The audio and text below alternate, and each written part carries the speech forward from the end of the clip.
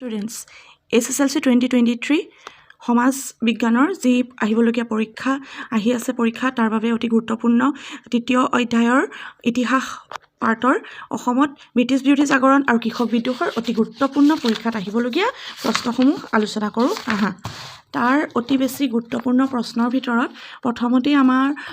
British শাসনকালত হোৱা British শাসন প্ৰতিষ্ঠা হোৱাৰ পিছত অসমৰ ৰাজহ সংগ্ৰহ পদ্ধতিৰ কি পৰিৱৰ্তন হৈছিল অত্যন্ত গুৰুত্বপূৰ্ণ প্ৰশ্ন আৰু 2 নম্বৰ প্ৰশ্নটো এইখিনি গোটেইখিনিয়ে জনাটো দৰকাৰ কিন্তু কিছুমান প্ৰশ্ন অতি গুৰুত্বপূৰ্ণ আছে যেনে কোন চনত মফট মিলছ অসমলৈ আহিছিল যেনে এইটো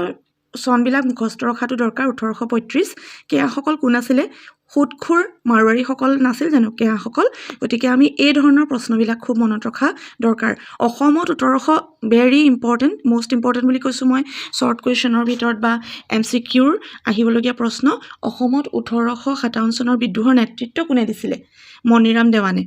ইয়াৰ শুদ্ধ উত্তৰটো হৈছে মণিৰাম দেৱান 1857 চনৰ বিদ্ৰোহত অসমৰ বিদ্ৰোহীসকলে কোন আহোম ৰাজকোঁৱৰক পুনৰাই আহোম সিংহাসনত বহুৱাব খুজিছিল ইয়াৰ শুদ্ধ উত্তৰটো হৈছে কোন আছিলে বাৰু মোক কমেণ্টত জনাবা মই ক'বলৈ লৈছিলোঁ উত্তৰটো কমেণ্টত জনাবা মণিৰাম দেৱানক কোন বাঙালী মুক্তিয়াৰে সহায় কৰিছিলে এইটো কোন আছিলে এইটো মধু মল্লিক আছিলে হয়তো মণিৰাম দেৱানৰ লগত আৰু কোন ফাঁচি কাঠত ওলমিবলগীয়া হৈছিলে এইটো সকলোৱে সেই সময়ৰ এটা অতি গুৰুত্বপূৰ্ণ প্ৰশ্ন অত্যাধিক গুৰুত্বপূৰ্ণ প্ৰশ্ন আৰু মই নামটো কৈ দিছোঁ টাইটেলটো তোমালোকে মোক কমেণ্টত জনাবা পিয়লি বৰুৱা আছিলে নে ফুকন আছিলে বাৰু কনফিউজ নহ'বা কোনে মণিৰাম দেৱানৰ বিচাৰ কৰিছিল কোনে কৰিছিলে এইটো খুব বেছি কোনে বিচাৰ কৰিছিলে হলৰয় চাহাবে অসমৰ 1857 চনৰ বিদ্ৰোহৰ বিফলতাৰ দুটা কাৰণ বিদ্ৰোহ বিফলতাৰ বহুত কিছুমান কাৰণ আছে তাৰ ভিতৰত তোমালোকে 3-4টা মান কাৰণ ভালদৰে নহলেও অন্তত পইণ্ট কেইটা পঢ়ি যাবা যাতে পৰীক্ষাত সহজে লিখিব পাৰা যেনে আমি এটা কাৰণ নপঢ়িলেও ক'ব পাৰোঁ যে কিবা এটা বস্তু বিফল হোৱাৰ মূলতে থাকে একতাৰ অভাৱ আৰু সময় জ্ঞান নথকাৰ ফলতো কিছুমান বস্তু বিফল হয় গতিকে বিদ্ৰোহৰ ক্ষেত্ৰতো সেই একে কথা ক'ব লাগিব আমি একতাৰ অভাৱটো প্ৰথমতে লিখি দিব পাৰা আৰু সময় জ্ঞান নাছিলে সেই সময় মানুহবিলাকৰ মাজত ইমান বেছি টাইম মেনেজমেণ্ট নাছিলে লেফটেনেণ্ট সিংগাৰ কোন আছিলে এইটো খুব গুৰুত্বপূৰ্ণ প্ৰশ্ন তোমালোকে এই প্ৰশ্নটো ভালকৈ চাই যাবা মই তোমালোকে নাভাবিবা যে অকল এইটো প্ৰশ্নতে চিন দিছোঁ কাৰণে এইটো হে ইম্পৰ্টেণ্ট বাকীখিনি নহয় বাকী মই যিখিনি ক'লোঁ গোটেইখিনিয়ে কিন্তু এই প্ৰশ্নটোতে মই এতিয়া মই পাহৰি গৈছিলোঁ বাকীখিনিত কৰিবলৈ লেফটেনেণ্ট সিংগাৰ কোন আছিলে সেইটো ভালদৰে চাবা ফুলগুৰি ধাৱা এইটো কি ক'ম আৰু very very important Phulguri Dhawa কেতিয়া সংগঠিত হৈছিলে ভালদৰে তোমালোকে এইটো চনটো চাই যাবা ফুলগুৰি ধাৱাটো দেই মানে যিটো ফুলগুৰি ধাৱা সেইটো খুব বেছি বিখ্যাত ফুলগুৰি ৰঙিয়াৰ কৃষক বিদ্ৰোহ কেতিয়া সংগঠিত হৈছিল এই বিদ্ৰোহসমূহ সকলো চাই যাবা যিসমূহ বিদ্ৰোহ আছে ধাৱা আছে সকলো লাচিমা ক'ত অৱস্থিত ইম্পৰ্টেণ্ট পথৰুঘাটৰ কৃষক বিদ্ৰোহ হওক ৰঙিয়াৰ কৃষক বিদ্ৰোহ হওক বা ফুলগুৰিৰ বিদ্ৰোহ বা ধাৱা হওক এই খুব বেছি গুৰুত্বপূৰ্ণ টিকেন্দ্ৰজিত কোনে মৃত্যুদণ্ডেৰে দণ্ডিত কৰিছিলে চাই যাবা আৰু দীঘল প্ৰশ্নৰ ভিতৰত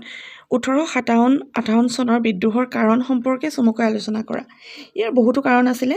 সাধাৰণতে যিকোনো কাৰণতে সামাজিক কাৰণ ৰাজনৈতিক কাৰণ অৰ্থনৈতিক কাৰণ তৎকালীন বা সামৰিক কাৰণ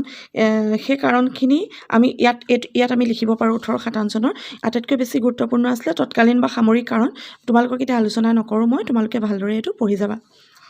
মণিৰাম দেৱানৰ শ্বৰ্ট নোটটো ভালদৰে প্ৰিপেয়াৰ কৰিবা কিছুমান প্ৰশ্নৰ মই এটা টিপ দিছোঁ তোমালোকক যদি মানুহজনৰ বিষয়ে ভালকৈ জানা এই 1857 চনৰ অসমৰ বিদ্ৰোহৰ নেতৃত্বই দিছিলে মণিৰাম দেৱানৰ বিষয়ে যদি ভালদৰে জানা এই বিদ্ৰোহৰ কথা সুধিলে তোমালোকে ভালদৰে প্ৰশ্নোত্তৰটো লিখিলেও তোমালোকে ভালদৰে নম্বৰ পাবা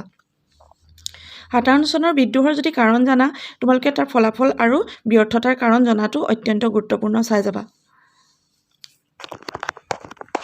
ফুলগুৰি ধাৱাৰ ওপৰত এটি টোকা লিখা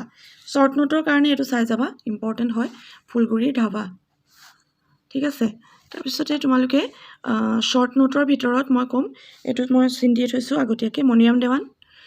ফুলগুৰি ধাৱা এইকেইটা তোমালোকে চন আৰু কাৰণবিলাক অকণমান চাই যাবা গোটেইখিনি ইমান ডিপ ৰিডিং কৰিবলৈ এতিয়া সময় নাই যিখিনিয়ে খুব ভালদৰে পঢ়িছে এই ভিডিঅ'টো তেওঁলোকৰ বাবেতো নহয়েই যিসকলে লাষ্ট মিনিট ৰিডাৰ যিসকল শেষৰ সময়ত পঢ়ে তেওঁলোকে এই ভিডিঅ'টোৰ পৰা যথেষ্ট লাভৱান হ'ব বুলি মই ভাবিছোঁ কাৰণ প্ৰশ্ন বহুত বছৰৰ পৰা এইখিনি মই ডিল কৰি আহিছোঁ বহুত ল'ৰা ছোৱালী পঢ়াইছোঁ আশা কৰিছোঁ তোমালোকৰ পৰীক্ষা ভাল হওক আৰু যদি ভাল লাগিছে শুভাকাংক্ষীসকলৰ লগত শ্বেয়াৰ কৰিবা প্লিজ চেনেলটো ছাবস্ক্ৰাইব কৰিবা দেই যাতে আগলৈ মই এনেদৰে ভিডিঅ' বনাবলৈ উৎসাহিত হওঁ ধন্যবাদ